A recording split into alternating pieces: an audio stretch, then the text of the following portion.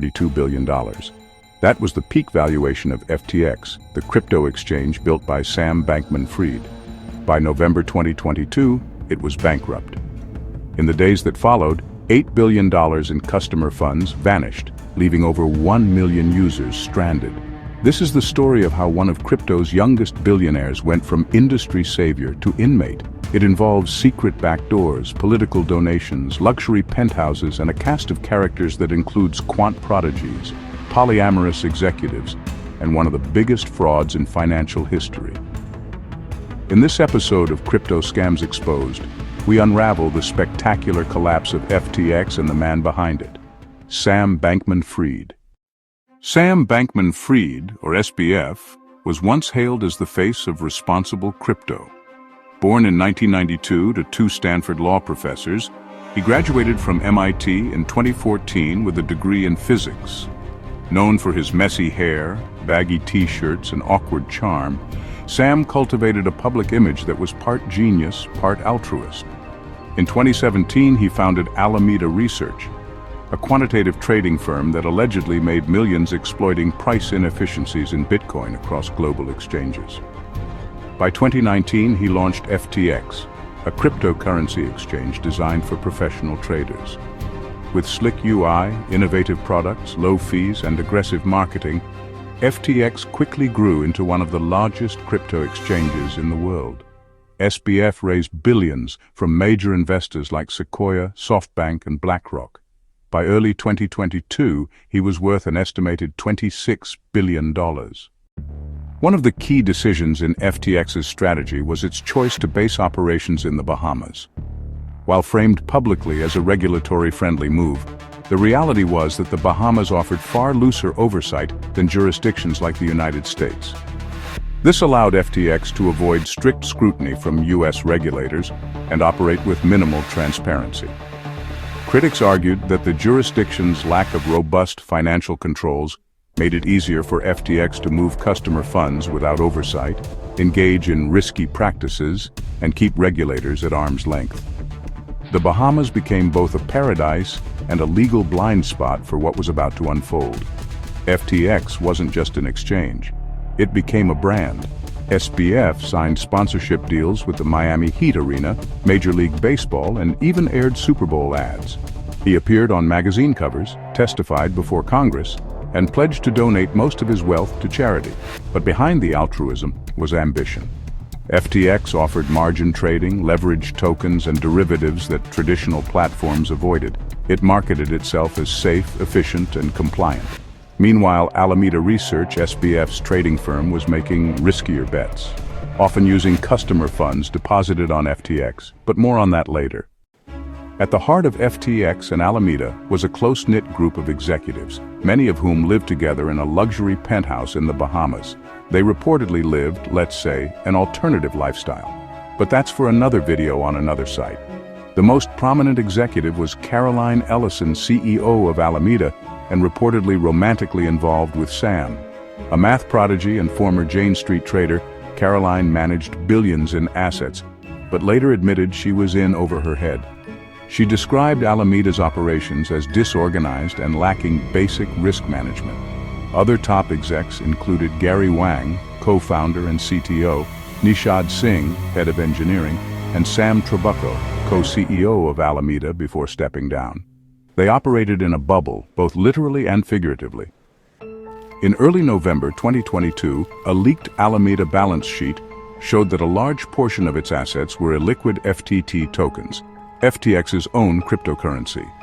When Binance CEO Changpeng Zhao, CZ, announced he would sell his FTT holdings, panic ensued. Customers rushed to withdraw funds. FTX faced a liquidity crisis. Within 48 hours, over $6 billion was withdrawn. FTX paused withdrawals. They gambled away and spent the customer funds and had to do something. Binance briefly considered a bailout, then backed out after seeing the books. Much of the customer money FTX had control over was used to fund a lavish lifestyle for executives and to prop up Alameda Research's increasingly risky bets. Leaked internal documents and bankruptcy filings revealed that hundreds of millions were spent on luxury real estate in the Bahamas. including a $30 million penthouse where the inner circle lived and worked. Millions more went to private jets, five-star hotels, catered meals, and personal expenses. Political donations totaling over $90 million were distributed to both U.S. political parties, while billions more were funneled into speculative venture investments. Despite FTX's public image of frugality and effective altruism behind the scenes, executives enjoyed all the trappings of extreme wealth paid for with customer funds. On November 11, 2022, FTX filed for bankruptcy. Sam Bankman-Fried resigned as CEO. A new CEO, John J. Ray III, was appointed to oversee the restructuring. Ray, who also managed the Enron bankruptcy, said in court filings, "Never in my career have I seen such a complete failure of corporate controls." It was revealed that customer funds were commingled with Alameda's. Billions were spent on luxury real estate, political donations, and venture investments. FTX used accounting software that couldn't track liabilities, and executives communicated using auto-deleting messages. Sam was arrested in the Bahamas on December 12, 2022, at the request of the U.S. government. He was later extradited to New York and charged with multiple counts of fraud, conspiracy, and campaign finance violations. Caroline Ellison and Gary Wang pleaded guilty and cooperated with federal prosecutors. Caroline admitted to knowingly misleading lenders and manipulating the price of FTT. Nishad Singh also pleaded guilty in early 2023, admitting to wire fraud and campaign finance violations. Their testimonies painted a picture of deliberate deception and reckless financial practices. Sam Bankman-Fried pleaded not guilty and went to trial in late 2023. In November, he was found guilty on all counts. In March 2024, he was sentenced to 25 years in federal prison. Sam's parents, Barbara Fried and Joseph Bankman, both law professors at Stanford University, have also been drawn into the spotlight. Though they initially appeared supportive of their son, their roles in FTX's inner circle have come under scrutiny. Bankman reportedly advised FTX on legal matters and was involved in charitable initiatives funded by FTX donations. Fried, a co-founder of the political fundraising group Mind the Gap, was linked to the distribution of political donations made by SBF. Both parents have denied wrongdoing and stated they were unaware of the misuse of customer funds.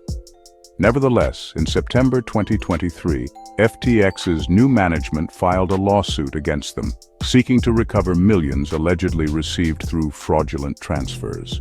Their involvement remains a contentious issue as investigators continue to unwind the tangled web of FTX's operations.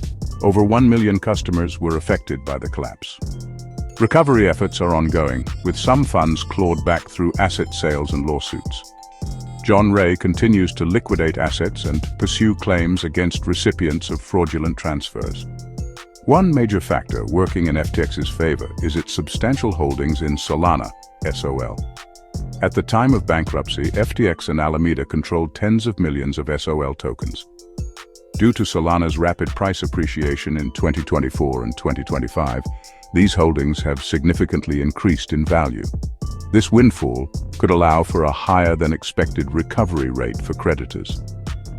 Some estimates now suggest that a portion of FTX customers may eventually be made whole, depending on ongoing asset sales and legal outcomes. Investigations into political donations and celebrity endorsements are still active. The FTX logo has become synonymous with hubris and failure. The company's collapse triggered broader distrust in the crypto sector, sparking calls for tighter regulation and corporate transparency. Sam Bankman-Fried built an empire on a lie. He preached ethics while practicing deception. FTX looked like the future of finance. Instead, it became a cautionary tale. And in our next episode, we continue our journey through crypto chaos with the story of BitConnect, the notorious Ponzi scheme with viral memes, wild promises, and one unforgettable stage performance that became the face of a multi-billion-dollar collapse. You have been watching The Crypto Historian, where the past is encrypted and the truth is worth mining.